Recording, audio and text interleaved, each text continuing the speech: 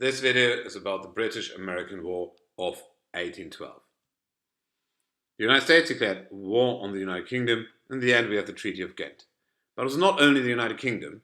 Mainly involved were Canadian militia and Indian allies.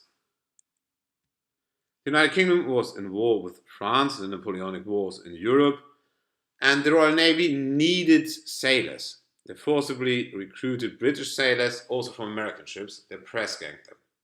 British perspective, all fine. These sailors are British citizens, no problem. The US perspective was quite different. The US thought this is a violation of our sovereignty because these sailors are regarded now as naturalized US citizens. Furthermore, the British supported Indian raids against the United States, and the US national pride then demanded we need a second war of independence. It's important to know that the United States is seeking to extend their territory not only towards the west, also towards the north, and that meant into Canada, and that is a definite conflict with the UK. As mentioned, the US declared war on the United Kingdom, and to the naval warfare first.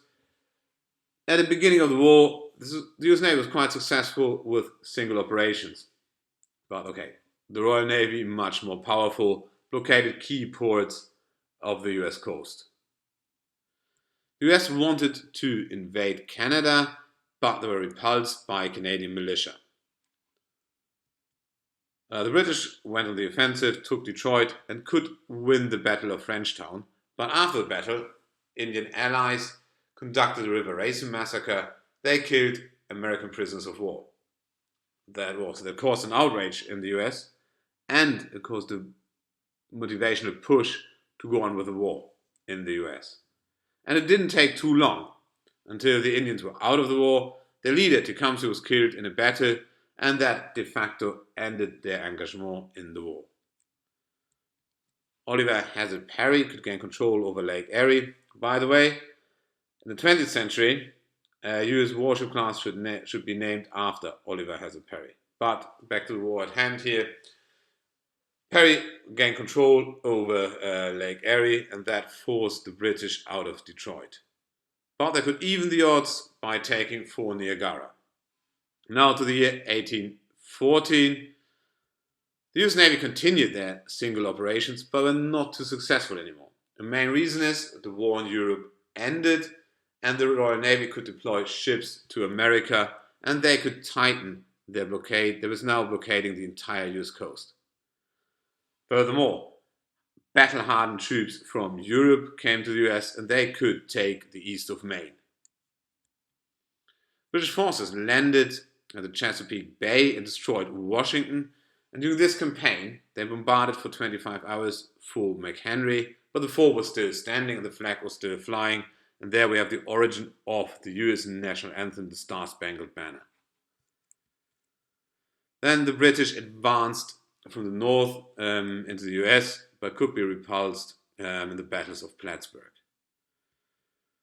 Now, at some point, we had the Treaty of Ghent, and the status quo antebellum was restored. But it took some time till the news of the peace could traveled to America. So the British tried to attack New Orleans. They were repulsed, but had a several quite successful amphibious operations in Georgia.